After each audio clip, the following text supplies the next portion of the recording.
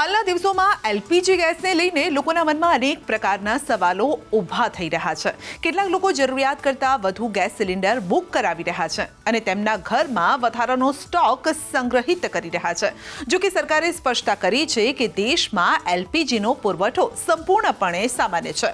દરરોજ લાખો સિલિન્ડર ઘરે ઘરે પહોંચાડવામાં આવી રહ્યા છે અને સામાન્ય રીતે બુકિંગના 2 થી 3 દિવસમાં ડિલિવરી શક્ય બનતી હોય છે.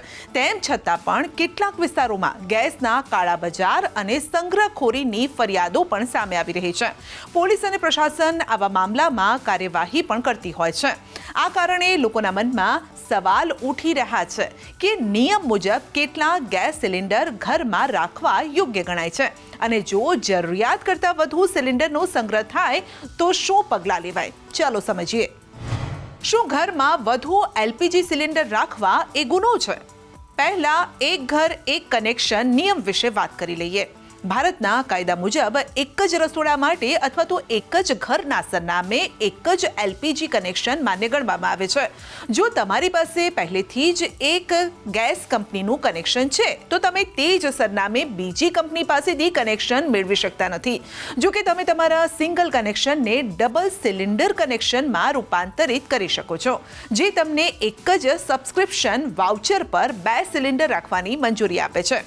જો કેવાયસી દરમિયાન એવું જોવા મળે છે કે એક જ નામ અથવા તો એક જ સરનામે 2 અલગ અલગ કનેક્શન ચાલી રહ્યા છે તો ગેસ કંપનીઓ કોઈ પણ સૂચના આપ્યા વિના તમારું કનેક્શન કાપી શકે છે અને તમને દંડ પણ થઈ શકે છે.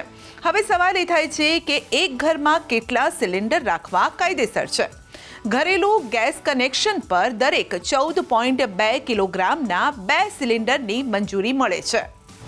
14.2 કિલોગ્રામના 2 એલપીજી સિલિન્ડરની મંજૂરી આપવામાં આવે છે. નિયમો અનુસાર તમે એક કનેક્શન પર 2 સિલિન્ડર અને વર્ષમાં 15 સિલિન્ડર લઈ શકો છો. હવે આમાંથી એક સિલિન્ડરનો ઉપયોગ રસોડામાં થાય છે જ્યારે કે બીજા સિલિન્ડરને બેકઅપ તરીકે રાખવામાં આવે છે. જ્યારે પહેલો સિલિન્ડર ખતમ થઈ જાય ત્યારે તરત જ બીજા સિલિન્ડરનો ઉપયોગ કરી શકાય છે. મોટાભાગની ગેસ કંપનીઓના ઘરેલું કનેક્શનમાં આ સિસ્ટમ લાગુ કરવામાં આવી છે, જેના કારણે ગ્રાહકોને કોઈ પણ મુશ્કેલી વિના ગેસની સુવિધા મળતી રહે છે. પરંતુ જો કોઈ વ્યક્તિ તેની ઘરેલું જરૂરિયાતો કરતાં વધુ એલપીજી સિલિન્ડર એકત્રિત કરે છે તો તેને સંગ્રહખોરી તરીકે ગણી શકાય છે. જો કોઈ વ્યક્તિ 40 કિલોથી વધુ એલપીજી એટલે કે આશરે 3 ઘરેલું સિલિન્ડર કોઈ પણ વિશેષ પરવાનગી અથવા તો લાયસન્સ વિના સંગ્રહિત કરે છે તો તેને જમાખોરી ગણવામાં આવે છે. આવશ્યક ચીજ વસ્તુ ધારા હેઠળ આ સજાપાત્ર ગુનો છે, ખાસ કરીને જ્યારે ઘર કે વેરહાઉસમાં એક સાથે અનેક ભરેલા સિલિન્ડરો જોવા મળે છે. આ સિવાય બુકિંગના નિયમોનો ફાયદો ઉઠાવવો, ઘરેલું ગેસ સિલિન્ડરનો કમર્શિયલ હેતુ માટે ઉપયોગ કરવો અથવા સિલિન્ડરને વધુ કિંમતે વેચવાનો પ્રયાસ કરવો પણ સંગ્રહખોરી અથવા તો બ્લેક માર્કેટિંગની શ્રેણીમાં ગણવામાં આવે છે. ભારતમાં એલપીજી ગેસ આવશ્યક ચીજ વસ્તુઓની શ્રેણીમાં આવે છે, તેથી કાયદો તેના સંગ્રહખોરી અથવા તો કાળા બજારને ગંભીર ગુનો માને છે. સિલિન્ડર સંગ્રહ કરવા અથવા તો ગેરકાયદેસર રીતે રાખવા માટેના પરિણામો અને સજા ખૂબ જ ગંભીર હોઈ શકે છે. જો પકડાઈ જાય તો તમારું ગેસ કનેક્શન કાયમી ધોરણે રદ પણ થઈ શકે છે. એટલું જ નહીં, પરંતુ તમારે ભારે નાણાકીય દંડ પણ ચૂકવવો પડે છે. ગંભીર કિસ્સાઓમાં જ્યાં સિલિન્ડરનો ઉપયોગ બ્લેક માર્કેટિંગ અથવા ગેરકાયદેસર રિફિલિંગ માટે કરવામાં આવતો હોય તો આરોપીને 3 મહિનાથી લઈ 7 વર્ષ સુધીની જેલની સજા ભોગવવી પડી શકે છે.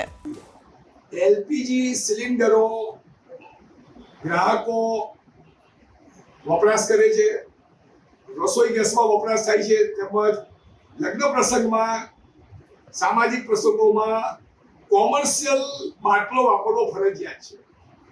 ગ્રાહકો જે બિલ સાથે અધિકૃત જથ્થો ખરીદે એટલો જ સ્ટોક રાખી શકે. વધારાનો સ્ટોક જો રાખવામાં આવે તે ગેરકાયદેસર છે.